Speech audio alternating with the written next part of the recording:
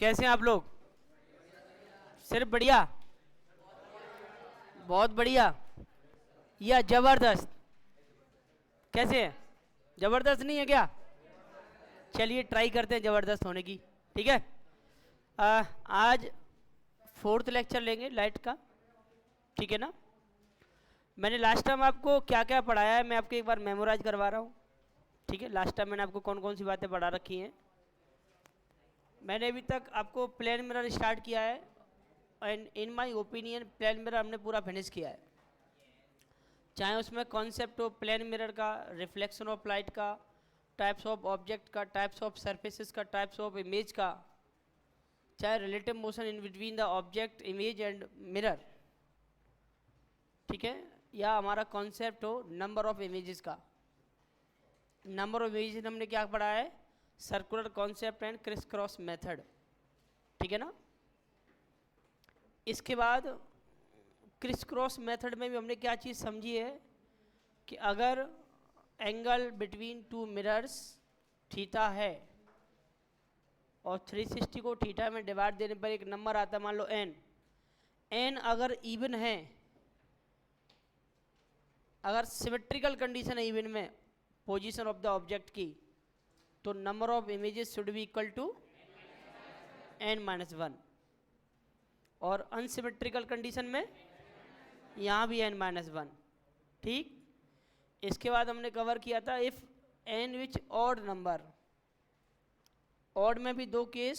First case when object is placed symmetrically the number of images will also equal to n-1, and in case of unsymmetrical situation n। तो overall हम क्या याद रख सकते हैं कि जब n की वैल्यू ऑड हो और ऑड के केस में अनसिमेट्रिकल केस हो तब नंबर ऑफ इमेजेस n बनती है, बाकी सब में n-1। ठीक है। ये तो हुआ केस जब इवन और ऑड आएगा इनके वैल्यू। तब क्या होगा? जब फ्रैक्शन आएगा तब क्रिस क्रॉस मेथड लगाएंगे। मेथड क्या होता है हमको पता है। उस मेथड को जब हम लगाते हैं तो दो बातें ध्यान में रखनी होती हैं। क्या? इमेज कब नहीं बनेगी? जब थीटा की value greater than equal to 180 degree होगी। Am I right? और सेकंड, जब वो तीनों का सम 360 होगा तब इमेजेस क्या करेंगी? ओवरलैप करेंगी। सिर्फ इतना सा कॉन्सेप्ट है। इतने से में किसी को कोई भी डाउट? चलिए, तो आज हमको क्या क्या चीज़ें पढ़नी है, कोशिश करेंगे आज की चीज़ें आज ही पढ़ पाएँ। ठीक है। आज हम लोग स्टार्ट करेंगे स्फेरिकल मिरर से। ठीक है। स्फेरिकल मिरर में टाइप्स ऑफ स्फेरिकल मिरर्स, कुछ टर्मिनोलॉजी है। ठीक है। उसके बाद इमेज जो बनती है उसकी कौन कौन सी कैरेक्टरिस्टिक्स हैं जिनके बारे में हमको आइडेंटिफाई होना चाहिए और जिसके बारे में बहुत सारी चीज़ें डिस्कस होने वाली हैं। और एक स्फेरिकल मिरर के रेस्पेक्ट में ऑब्जेक्ट को कहाँ कहाँ पे डिफरेंट पोजीशन पे हम प्लेस कर सकते हैं जिससे कि अलग अलग नेचर की हमको इमेज मिले। इतना सारा पोर्शन कोशिश करेंगे हम कवर करने की। ठीक है। तो स्टार्ट करते हैं स्फेरिकल मिरर से। ठीक है ना? अच्छा, एक चीज, प्लेन मिरर का कंस्ट्रक्शन कैसे था? स्ट्रेट लाइन, या ये बोलें transparent glass plate. Transparent glass plate, उसके पीछे क्या की गई थी? पॉलिश। ठीक है। यहाँ हमने एंगल आई, एंगल आर, सारी चीज़ पढ़ रखी, पूरी टर्मिनोलॉजी हमने पढ़ रखी है। अब बात कर रहे हैं, ये तो प्लेन मिरर है क्योंकि इसकी जो रिफ्लेक्टिंग सरफेस है, ये जो रिफ्लेक्टिंग सरफेस है ये कैसी है? प्लेन है। तो ये मिरर भी कौन सा है? प्लेन। हम क्या पढ़ने वाले हैं? Spherical mirror. स्फेरिकल मिरर का कंस्ट्रक्शन कैसे होगा? देखिए, you know about the sphere. अगर हम लोग एक हॉलो स्फीयर लें, अगर हम लोग एक हॉलो स्फीयर लें, अच्छा, स्फीयर में और सर्कल में डिफरेंस सबको पता है ना? क्या क्या डिफरेंस होता है? White shirt, very good. Circle like a bangle and sphere like a ball. Clear? ठीक है।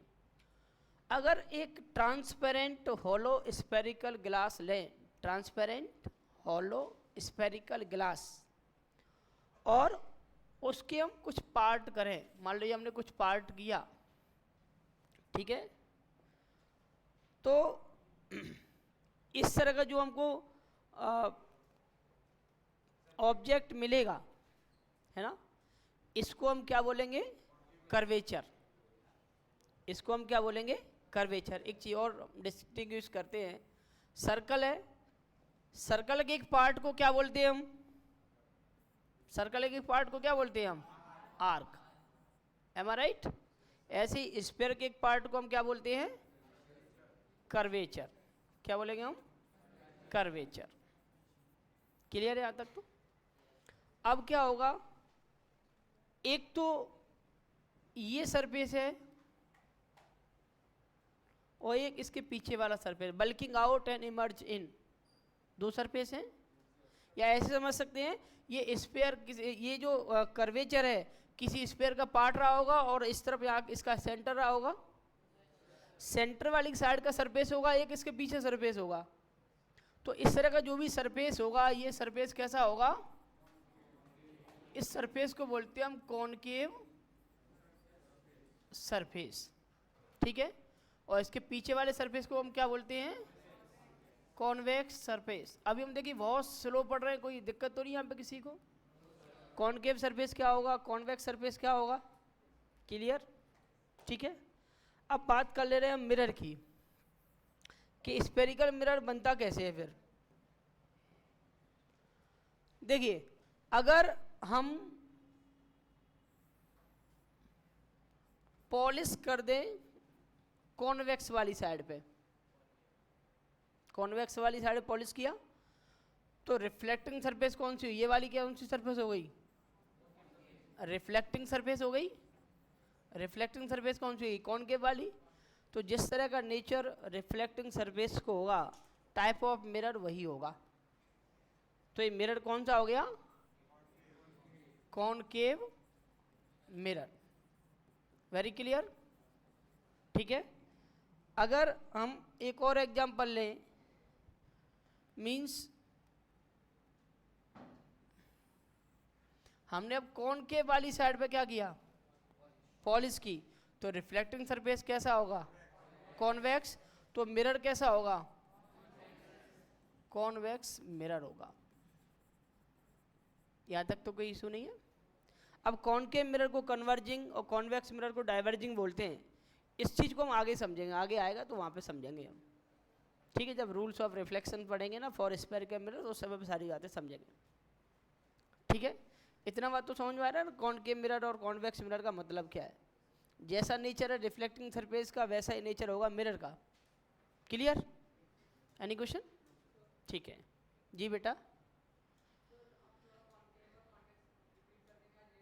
हाँ I know you let, I know, दोबारा से करते हैं, ठीक है। देखिए वहाँ से आपको सही दिखाई दे रहा है ना। देखिए एक स्फीयर ऐसा बना सकते हैं हम, एक स्फीयर है और स्फेरिकल ग्लास का, ठीक है। और अगर इस स्फीयर के पार्ट्स करें तो ये पार्ट बनेगा, इसको हम बोलेंगे कर्वेचर। तो कर्वेचर की दो साइडें होंगी, एक तो इस तरफ वाली, एक इस तरफ वाली। जो इधर वाली साइड होगी उसको हम बोलेंगे कॉनकेव सरफेस, जो इसकी बैक साइड वाली होगी इमर्ज आउट वाली, उसको हम बोलेंगे कॉन्वेक्स सरफेस, ठीक है। और अगर हम पॉलिश कॉन्वेक्स वाली साइड पर करते तो रिफ्लेक्टिंग सरफेस कौन सी होगी, कॉनकेव। तो जैसा रिफ्लेक्टिंग सरफेस वैसा ही मिरर, और यहाँ पे रिफ्लेक्टिंग सरफेस कॉन्वेक्स है तो कॉन्वेक्स मिरर। यहाँ तक इतनी बातें पढ़ी हमने, ठीक है। अब थोड़ा सा आगे चलें, टाइप्स ऑफ मिरर के बारे में। हमने अभी तक दो टाइप के मिरर देखे, कौन कौन से, concave mirror and convex, convex mirror. यहां तक कोई इशू भी नहीं है, ठीक है ना, ठीक है। इस मिरर को कन्वर्जिंग मिरर और बोलते हैं, कन्वर्जिंग मिरर, और इस मिरर को बोलते हैं हम डाइवर्जिंग मिरर, डाइवर्जिंग मिरर। यहाँ तक तो कोई इशू है नहीं, ठीक है। किसी को नोट डाउन 2-3 बातें करनी है तो कर ले बराबर से।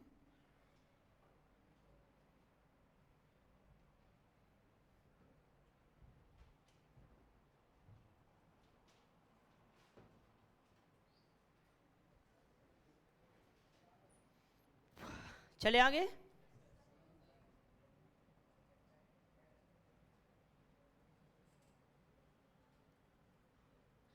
अब हम 1 बाय 1 सारे मिरर्स को पढ़ेंगे, ठीक है ना। सबसे पहले हम पढ़ेंगे कॉनकेव मिरर को और उसके बाद पढ़ेंगे हम कॉन्वेक्स मिरर को, ठीक है। तो कुछ टर्मिनोलॉजी है जो इसमें देख ले रहे हैं, क्या क्या चीज़ हमें पढ़नी है। पहला मिरर हम कौन सा पढ़ रहे हैं? Concave mirror. और यहीं पर हम जो कुछ टर्मिनोलॉजी है, कुछ टर्म्स है, कुछ वोकैब है जिसको हम यूज करेंगे बार बार, क्योंकि हमारा जो न्यूमेरिकल क्वेश्चन आना है उसमें हमको हो सकता है रे डायग्राम बना के ना दे, है क्या नहीं। उसमें तो हमको सारी चीज़ें समझनी है, वहाँ पर एक न्यूमेरिकल क्वेश्चन होंगे, एक लैंग्वेज के फॉर्म में क्वेश्चन होगा, हमें सारी बातें समझनी है, ठीक है। कॉनकेव मिरर कैसा होगा? कुछ इस तरीके से बना सकते हैं हम। रिफ्लेक्शन हमने इस तरफ कर रखा है, ठीक है। अब देखो यहाँ पे पॉलिश का बड़ा रोल है, पॉलिश डिसाइड करेगा मिरर किस टाइप का है, ठीक है। अगर इसको हम ए और इस एंड पॉइंट को हम बी नाम दे दें तो इसको बोलेंगे हम लेंथ ऑफ अपर्चर, ठीक है ना। और इस ए बी लेंथ के ठीक मिड पॉइंट पे एक पॉइंट होगा,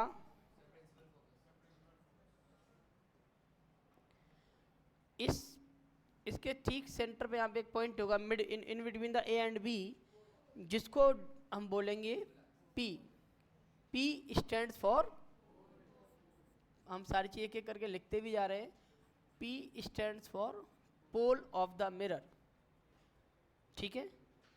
और जो ये सर्कल ये कर्वेचर है, ये किसी एक स्फीयर का पार्ट होगा जिसका एक कहीं ना कहीं सेंटर भी होगा, ठीक है। तो इस पॉइंट को हम क्या बोलेंगे? Centre of curvature, centre of, हाँ जी, A B the length of aperture, length of aperture, ठीक है।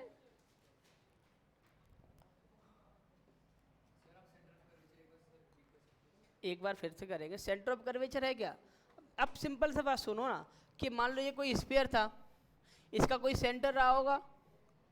अब हम यहाँ पे स्फीयर तो बना नहीं रहे, हम बना क्या रहे हैं? एक कर्वेचर, एक कर्वेचर ही तो बना रहे हैं। और हमने यहाँ पे क्या कर रखी है? पॉलिश कर रखी है।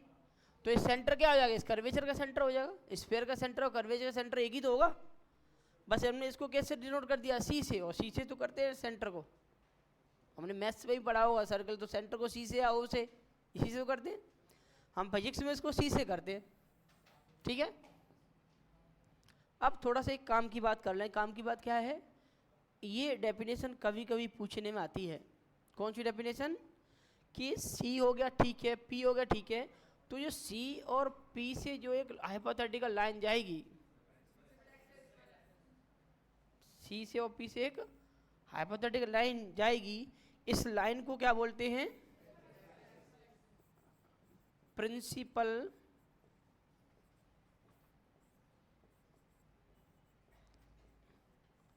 एक्सिस। इसको कोई डिफाइन करेगा? प्रिंसिपल एक्सिस को कैसे डिफाइन किया जा सकता है? आप बेटा। The straight line joining the pole and centre of curvature, ठीक है। आप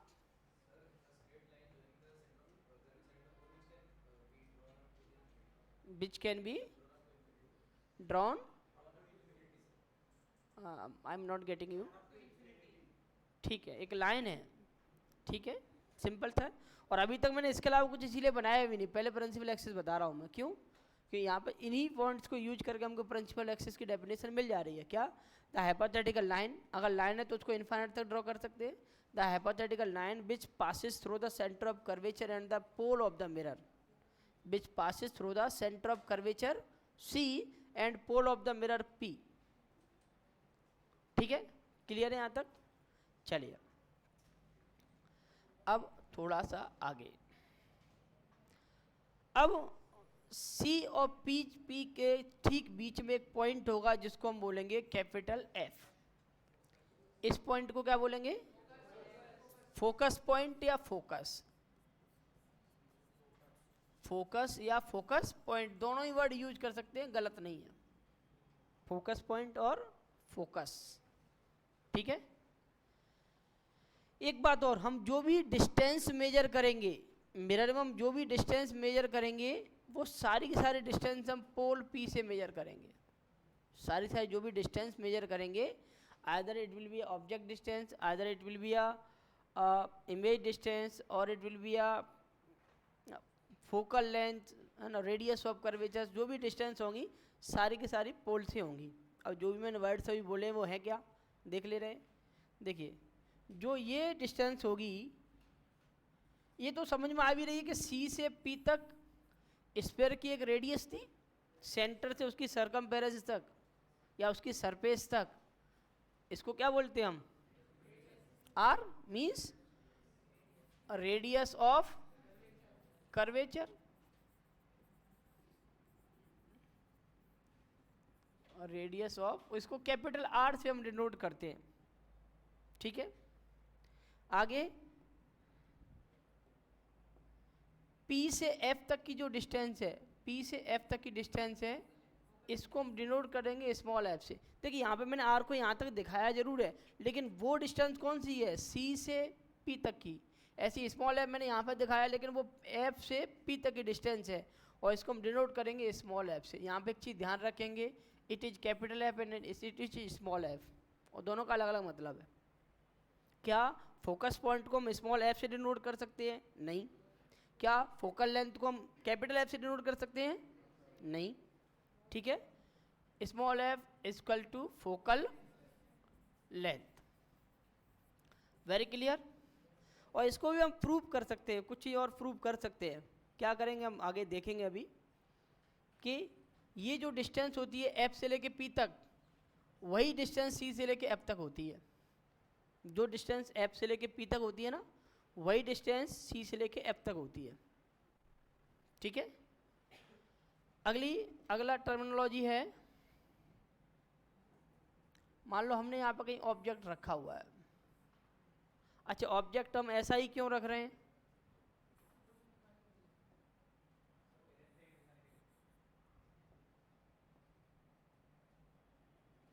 ऐसा ही क्यों रख रहे हैं?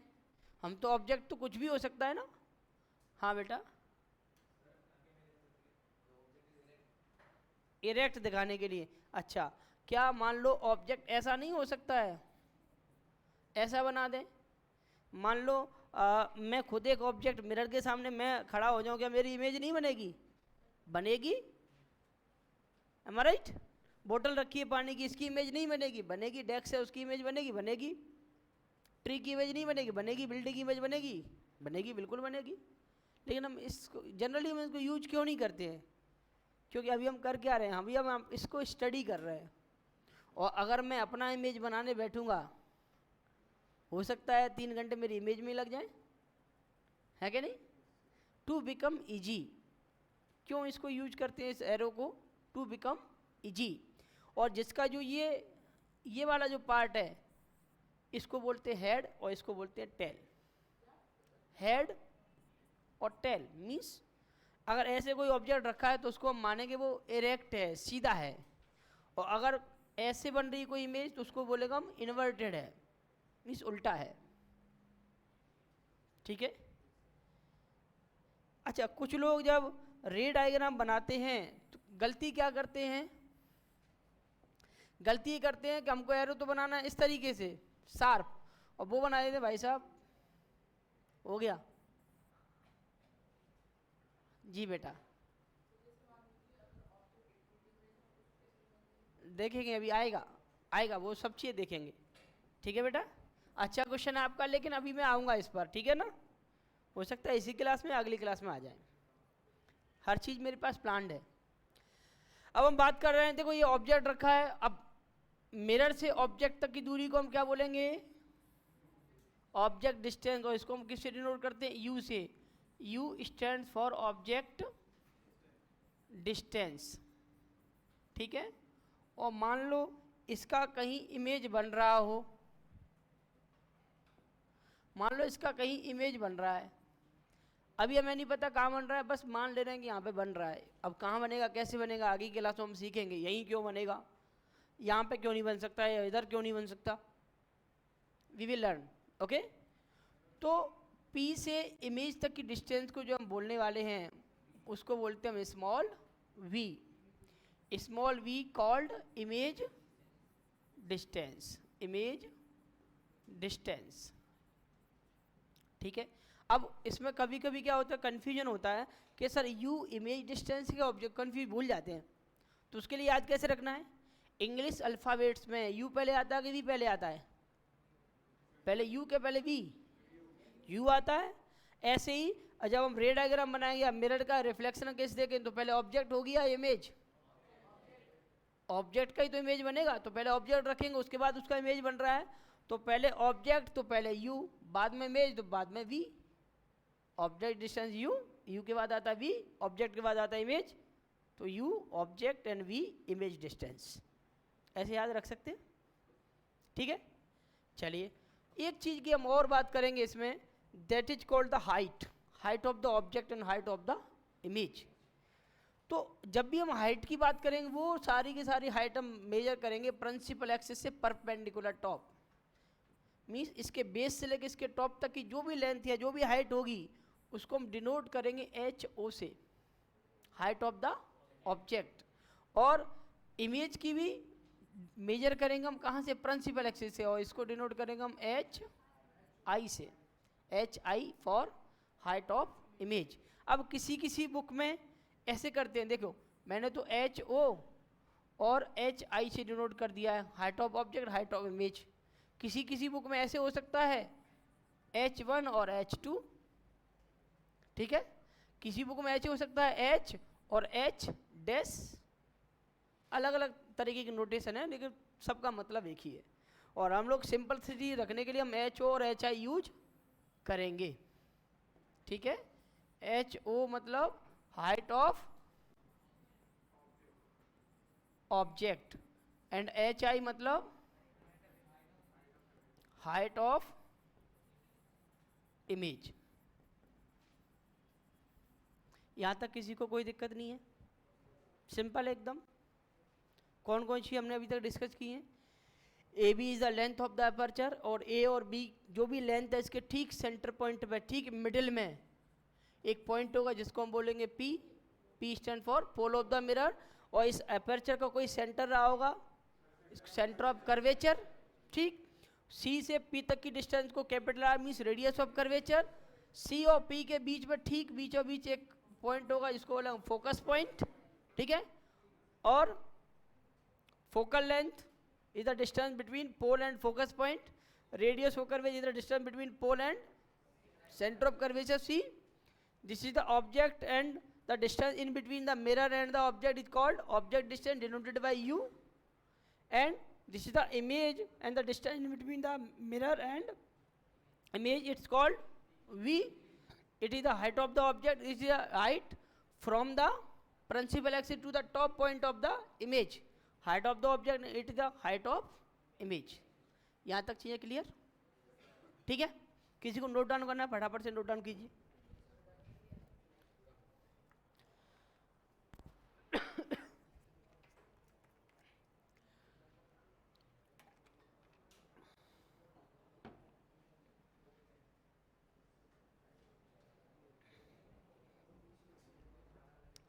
चले आगे बेटा, आगे चले, चलिए।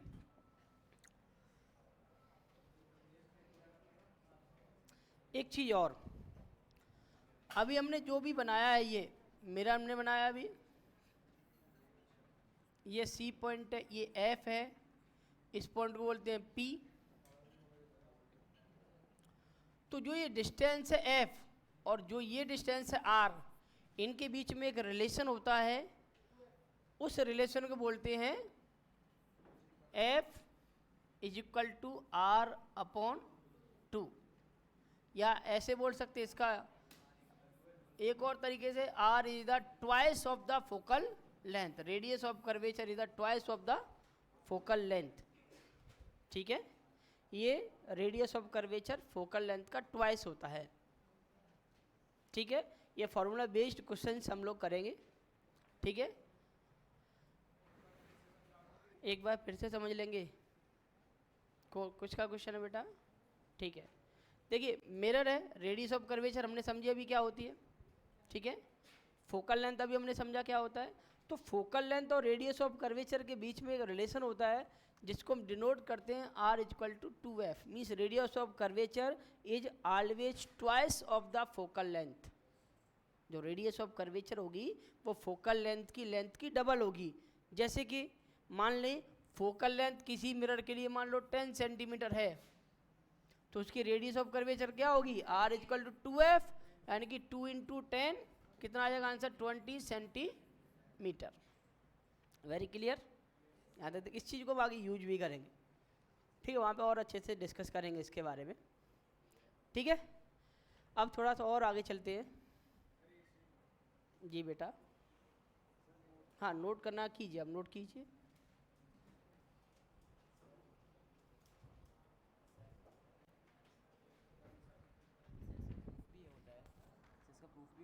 हाँ होता है, 10th में नहीं है इसीलिए वो ज़्यादा चीज़ें हो जाएंगी, ओवर हो जाएगा। कराऊँ तो करा दूँ मैं अभी, तो हम एक लेक्चर पीछे चल रहे हैं। आप कल 3:30 बजे आ जाओ, मुझसे पूछो, मैं अभी करा दूँगा तुरंत। ठीक है, सिंपल है, बहुत ज़्यादा टफ नहीं है। ठीक है,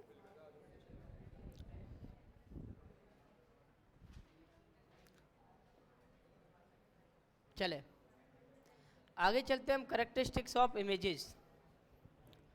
अब देख ये स्लाइड मैंने क्यों प्रिपेयर की है, ये हमें जानना क्यों जरूरी है, क्योंकि जब हमारा क्वेश्चन आएगा बोर्ड में या जहाँ भी क्वेश्चन हमारा आएगा एग्जाम पेपर में, तो वहाँ पे हमको रे डायग्राम के बारे में डिस्कस करना होगा। और हमें नेचर ऑफ द इमेज, एक क्वेश्चन आता है उसमें बोलते हैं nature of the image, discuss about the nature of the image.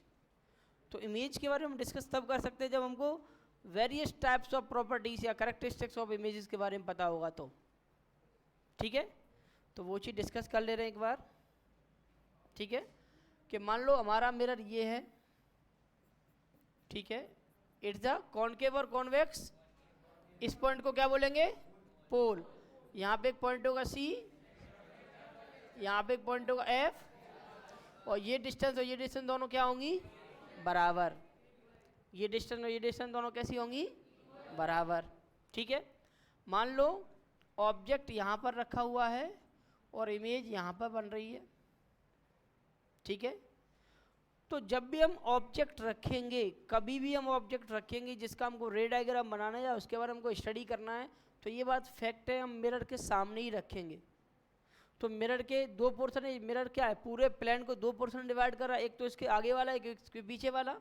तो ये वाली जो भी साइड होगी in front of the mirror होगी, in front of the mirror. और ये वाली जो भी साइड होगी उसको क्या बोलेंगे, बिहाइंड द मिरर।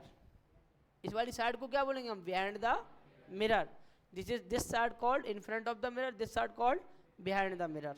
ठीक, आगे अगर प्रिंसिपल एक्सिस, ये एक्सिस कौन सी है, प्रिंसिपल एक्सिस, प्रिंसिपल एक्सिस के ऊपर कोई भी ऑब्जेक्ट या इमेज होगा उसको हम बोलेंगे above principal axis, above principal axis. और प्रिंसिपल एक्सिस के नीचे कोई भी ऑब्जेक्ट या इमेज कुछ भी होगा उसको बोलेंगे हम बिलो द प्रिंसिपल एक्सिस।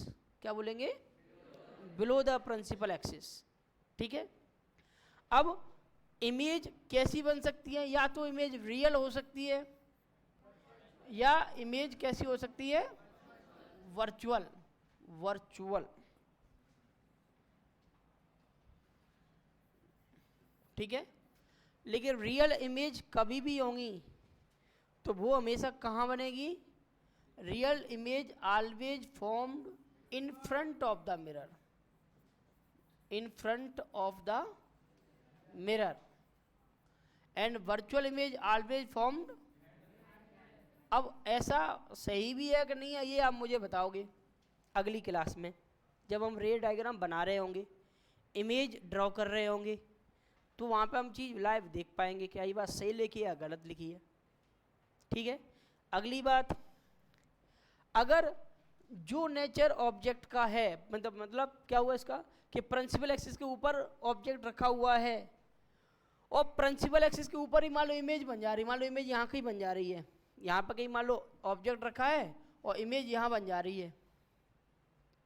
जिस तरह से ऑब्जेक्ट है इरेक्ट और इमेज भी उसी तरीके से है, तो इस तरह की इमेज को हम बोलेंगे क्या, इरेक्ट इमेज। वर्चुअल है, रियल है, उसमें भी आ रहे हैं। जैसा ऑब्जेक्ट है, मतलब प्रिंसिपल एक्सिस के ऊपर ऑब्जेक्ट रखा हुआ है और प्रिंसिपल एक्सिस के ऊपर ही इमेज बन रही है, तो इस तरह की हम बोलेंगे erect image.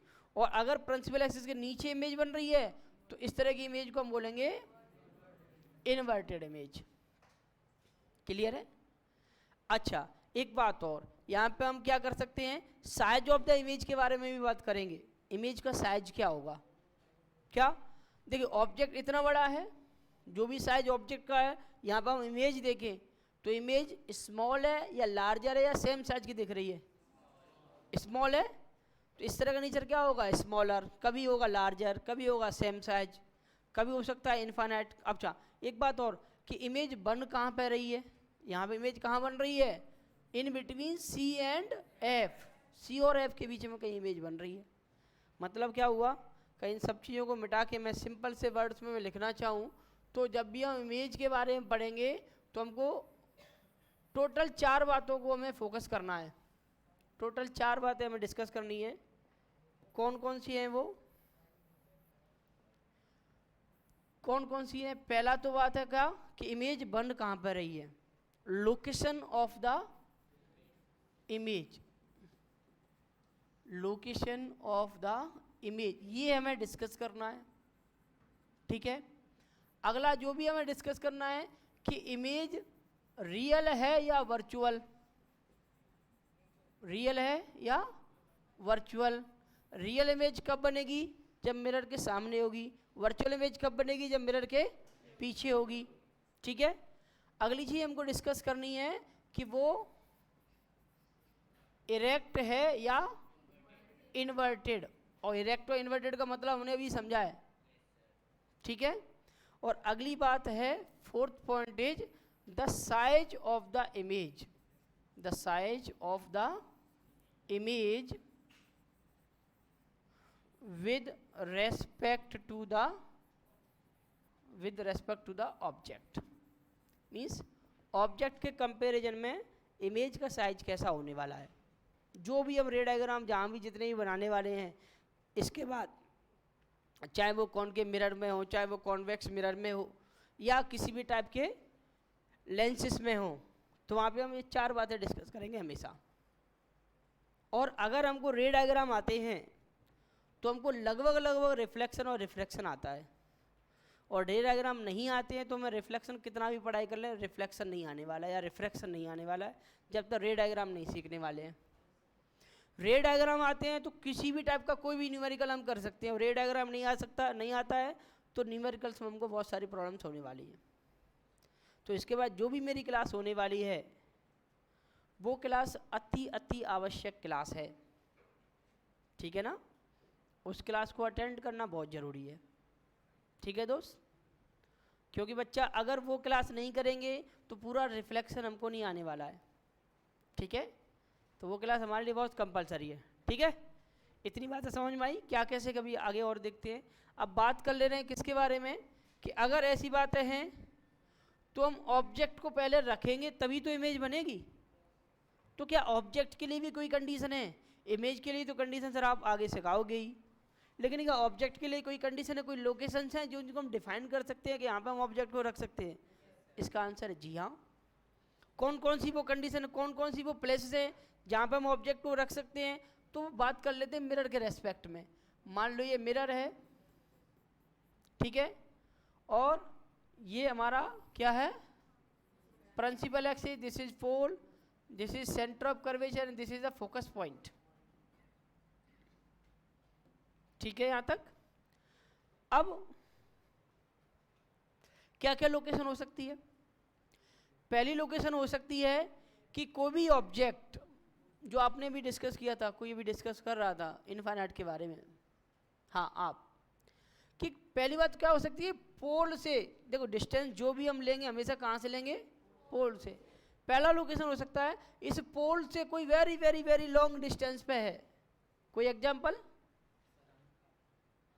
The location of sun from the earth, यहाँ से सन की distance, very very far distance, planets, जो भी प्लैनेट है, मून की बात कर लें, है क्या नहीं।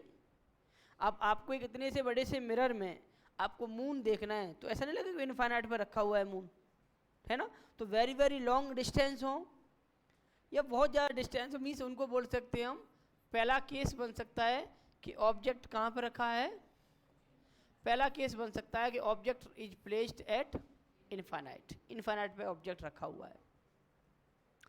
इस केस के बारे में हम पढ़ेंगे कि इनफाइनाइट पर अगर ऑब्जेक्ट रखा है तो इमेज कहाँ बनेगी और वहीं पे क्यों बनेगी, कैसे बनेगी, उसके रूल्स क्या है, ठीक है। अगली बात हो सकती है कि इनफाइनाइट और C mean centre of curvature C, इन दोनों के कहीं बीच में रखा है और वो लोकेशन हमें पता भी है। हो सकता है यहाँ से, हो सकता है वो 2 मीटर इधर रखी हो, है क्या नहीं। तो एक लोकेशन ये बन सकती है कि ऑब्जेक्ट रखी है इस जगह पे, तो इस केस को बोलेंगे क्या, when object is placed in between infinite and centre of curvature C. जब इनफाइनाइट और सी के बीच में ऑब्जेक्ट रखा है तो उस केस में कैसे रे डायग्राम बनने वाला, क्या नेचर ऑफ द इमेज होने वाला, वो चीज़ हम डिस्कस करेंगे, ठीक है। अगला हो सकता है कि सेंटर ऑफ सी पर ही रखा हुआ है, सेंटर ऑफ कर्वेचर सी पर रखा है ऑब्जेक्ट, तीसरा केस ये बन सकता है। The next one, C and F के बीच में कहीं ऑब्जेक्ट रखा हुआ है, फोर्थ केस इज दिस। चौथा केस क्या है, सी और एफ के बीच में कहीं भी ऑब्जेक्ट रखा है। अब ये जरूरी नहीं है इसके सी और एफ के ठीक बीचों बीच में हो, यहाँ भी हो सकता है, यहाँ भी हो सकता है, कहीं भी हो सकता है, लेकिन एफ से इधर और सी से इधर, सी के और एफ के बीच में कहीं भी। तो उस तरह का नेचर ऑफ द इमेज क्या होने वाला है। अगला हो सकता है कि वो कहाँ पर रखा हो, फोकस पॉइंट पर रखा हो। अगला हो सकता है कि वो फोकस और पोल के बीच में रखा हो, और अगला क्या हो सकता है, वो पोल पे रखा हो। पोल पे रख सकते हैं क्या, अगर मान लो पोल पे, मान लो ये मिरर है, ठीक है ना, और ये हमारा मान लो पोल है, यहाँ पे पोल है, यहाँ पर ऑब्जेक्ट रख भी देंगे तो ऑब्जेक्ट कहाँ चला जाएगा, बिहाइंड द मिरर। और किसी भी ऑब्जेक्ट को बिहाइंड द मिरर रखेंगे तो क्या उसका रे डायग्राम पॉसिबल है, पॉसिबल नहीं है। तो ये केस हम कंसीडर नहीं करने वाले हैं। तो टोटल 6 केसेस भी है जिनके लिए हम क्या करेंगे, रे डायग्राम बनाएंगे और सारी चीज़ें स्टडी करेंगे। और अगर इन केसेस के लिए हमको रे डायग्राम हमको आते हैं तो समझो रिफ्लेक्शन लगभग पूरा आता है, फिर तो बाकी छोटे से फॉर्मूले और उनका यूजेस एंड कन्वेंशन, बस इतना सा है, बहुत आसान है रिफ्लेक्शन। बट आपको फोकस कहाँ करना पड़ेगा, फोकस सबको करना पड़ेगा, फोकस मुझे भी करना पड़ेगा, फोकस आपको अपनी प्रैक्टिस और यहाँ की क्लास पर करना पड़ेगा जो इसको लेके क्लास होने वाली है कि नहीं, ठीक है। हर एक को यहाँ पे आना चाहिए रे डायग्राम बनाना, ठीक है। और मैं अभी तक आपको कोई होमवर्क चेक नहीं किया हूँ पर्सनली, पर इसको मैं चेक करूँगा सबका, ओके ओके। चलिए, हाँ जी बेटा, आपको इसे कहाँ रखना है, ऐसा किसी को नोट करना है तो नोट कीजिए फटाफट से, कहीं नोट करना ये काम का है, इसको नोट कीजिए।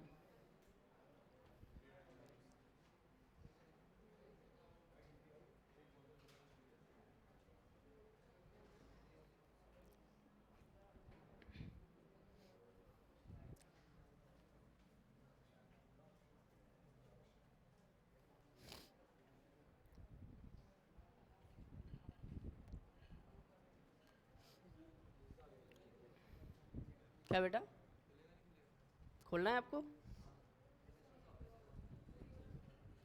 अच्छा मुझे आइडिया नहीं है, मेरी जॉब वैसे दूसरी है, मुझे आइडिया, आप थोड़ा सा इधर हो जाइए, कोई बात नहीं, बात डिस्टर्बेंस होगा बेटा, नहीं अब इधर हो जाइए थोड़ा सा, आगे चले।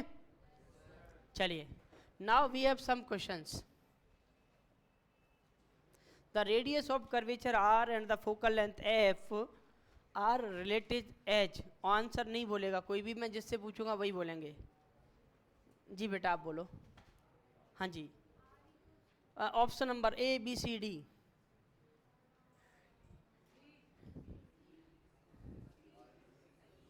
हाँ हाथ नीचे कीजिए, चलो एक ऐसे नहीं करते, एक काम करते हैं।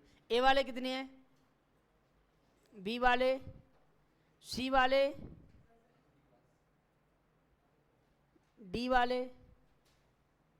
चलिए देन आंसर इज सी। ठीक है, ओके। चलिए next question, define the principal axis for spherical mirrors. I want to ask last one, नहीं आप मिस्टर मास्क मैन, आप बेटा बताइए प्रिंसिपल एक्सिस क्या होता है।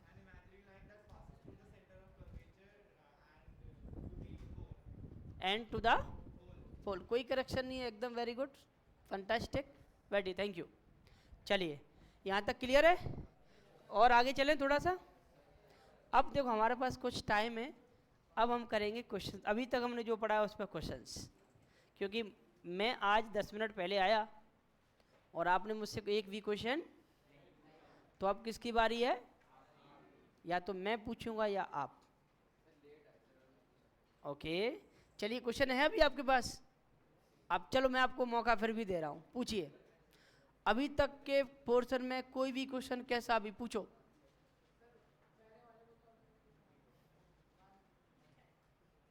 हाँ बेटा, चूना लगा रहे हो मुझे। हाँ जी हरी बोलिए।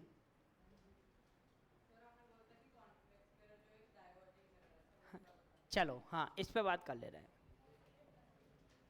देखिए हालांकि मैं इसको कब बताने वाला हूँ आपको, थोड़ा सा आप मुझे टाइम देते मैं आपको और अच्छे से बता पाता।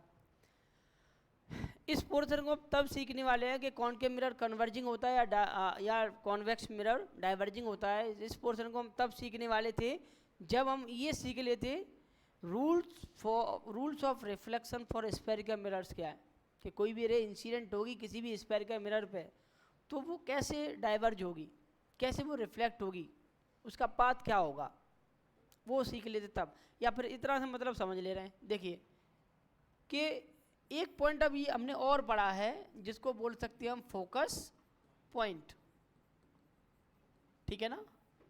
तो अगर हम बात करें कॉनकेव मिरर की, किसकी बात करें हम, कॉनकेव मिरर की, और देखिए जब भी इन्फानाइट से कोई भी नंबर ऑफ लाइन्स आएंगी, beam of light coming from the infinite, then in this case these lines are parallel to each other.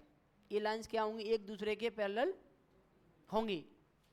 और अगर हमने कॉनकेव मिरर पे नंबर ऑफ इंसिडेंट रेस को हमने क्या किया, नंबर ऑफ पैरेलल लाइन्स को हमने इंसिडेंट किया, ठीक है, तो डाइवर्ज हो मीन्स वो रिफ्लेक्ट होने के बाद जिस एक कॉमन पॉइंट से पास होंगी, उस पॉइंट को हम क्या बोलेंगे, उस पॉइंट को हम बोलेंगे फोकस पॉइंट। ठीक है Hari, means when parallel lines are incident to a concave surface, a concave mirror, then after reflection they will meet a single point, this point called the focus point. Here we can see the nature of the mirror is type of converging. This mirror converges the rays coming from the infinite at a single point. यहाँ पे क्या हो रहा है, number of raise आ रही है, उनको एक जगह पे क्या कर रहा है, कन्वर्ज कर रहा है। एक जगह पे रिफ्लेक्ट होने के बाद क्या हो रही है, वो एक जगह पे कन्वर्ज, इस तरह के नेचर को क्या बोलेंगे, कन्वर्जिंग बोलेंगे ना। That's why this concave mirror also called the converging mirror. यहां तक चीजें ठीक है। अगर हम बात करें डाइवर्जिंग के बारे में, अगर हम बात कर लें डाइवर्जिंग मिरर के बारे में, अच्छा ऐसा केस हमने देखा भी होगा कि आपने कभी वो केस देखा है क्या, कहीं एक बाइसिकल या सॉरी एक बाइक, कौन सी बाइक, डुकैटी या BMW की कोई बाइक खड़ी है, KTM, वाह, रोड साइड में कहीं भी खड़ी है ना, और उसका कभी कभी आपने देखा होगा ग्लास है, जो साइड ग्लास लगे होते बाइक में, ग्लो करता है, ग्लो करता है ना एकदम, ऐसा लगता है उसमें से number of light rays are coming from that mirror, ऐसा लगता है ना। क्यों? क्योंकि वो नंबर ऑफ इमेजेस को क्या कर रहा है, वो डाइवर्ज कर रहा है। किस तरीके से करता होगा? वहां पे मिरर कौन सा होता होगा, देख ले रहे हैं, ये कौन सा मिरर हो गया, कॉन्वेक्स। और अगर इस कॉन्वेक्स मिरर पे हमने क्या करना है, जब भी फोकस पॉइंट फाइंड आउट करना है किसी भी टाइप ऑफ मिरर, किसी भी टाइप ऑफ लेंस के लिए, जब भी हमें फोकस पॉइंट फाइंड आउट करना है किसी भी टाइप ऑफ मिरर, किसी भी टाइप ऑफ लेंस के लिए, बस हमको उस मिरर या उस लेंस पर नंबर ऑफ पैरेलल लाइंस को क्या करना है, बस इंसिडेंट कराना है। और फिर हमें फॉलो करना है rules of reflection in reflection and rules of refraction in refraction means in case of lens, बस हमें वो चीज़ फॉलो करनी है। ठीक है, अब हम देखो, और उससे हमको क्या मिल जाएगा, फोकस पॉइंट। ठीक है, देखिए अगर वो focus point in front the mirror मिलेगा तो वो कन्वर्ज ही कर रही होंगी, कन्वर्जिंग नेचर होगा, और बिहाइंड द मिरर मिलेगा वो डाइवर्ज कर रही होंगी, लगेगा the rays coming from the focus point. ठीक है, देख ले रहे हैं यहाँ पे एक बात, हमने यहाँ पे इंसिडेंट की, ठीक है, और इंसिडेंट होने के बाद क्या रे इस तरीके से नहीं जा रही होंगी, क्या रे ऐसे नहीं जा रही होंगी, है ना, ये रे इस तरीके से नहीं आ रहा होगा, ये रे ऐसे नहीं आ रहा होगा। ठीक है, तो लगेगा क्या कि जो सारी की सारी रेस है यहाँ पे कहीं यूनिक पॉइंट, कहीं ये सिंगल पॉइंट से यहाँ से आ रही है, तो इस पॉइंट को हम क्या बोलेंगे, यहाँ पर इस पॉइंट को हम फोकस पॉइंट बोलेंगे।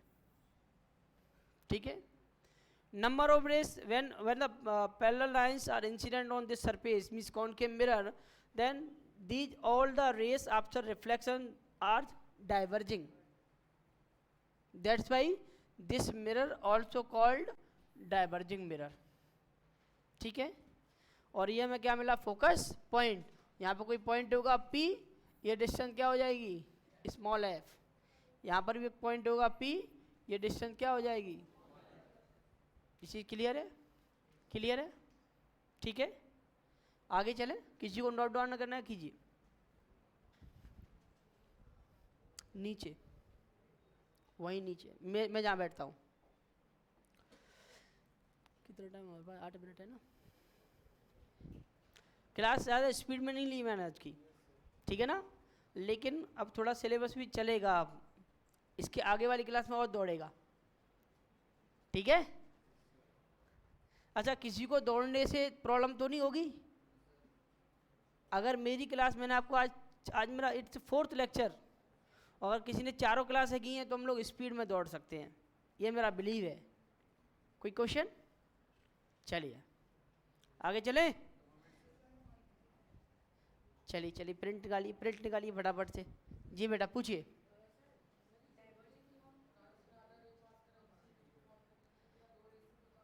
हाँ, 2 रे से काम चल सकता है, कोई इशू नहीं। रे डायग्राम तो हम 2 रे से ही सीखेंगे, जब भी रे डायग्राम बनाएंगे वो हम 2 रेस के लिए बताएंगे। ठीक है,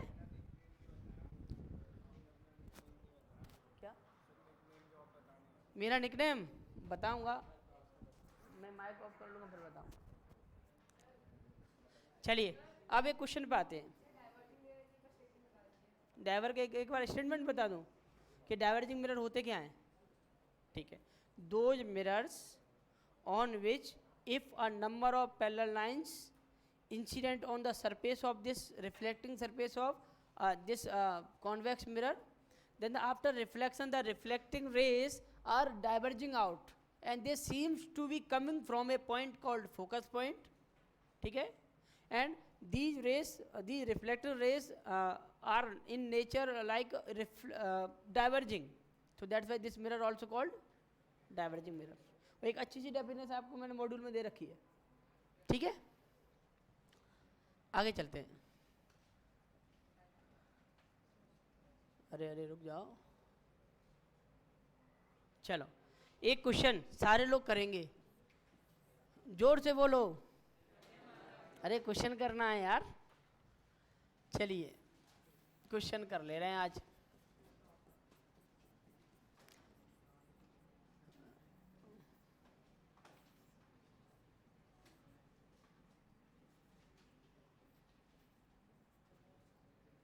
चलिए, आपके पास जो भी मेथड है, आपके पास जो भी तरीका है उससे कीजिए।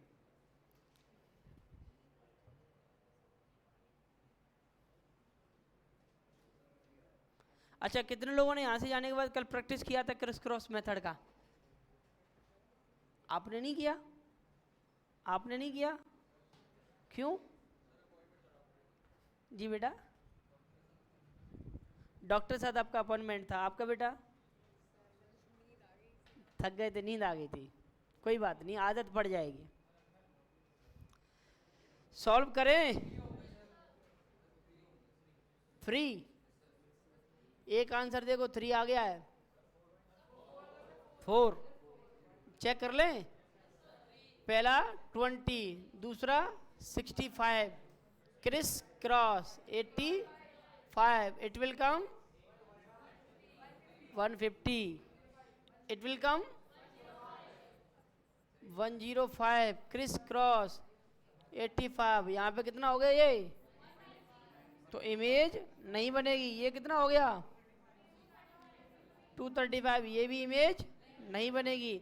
इसको ऐड करके देख लें कितना आ रहा है, कंफर्म देख ले रहे हैं। 150 एंड 100 मीन्स 250, 250 एंड 90,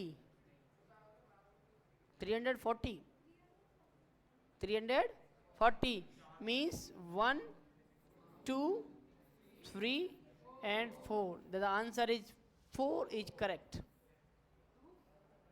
ठीक है, चलिए आज की क्लास यहाँ ओवर करते हैं। ठीक है बेटा, एक सेकेंड।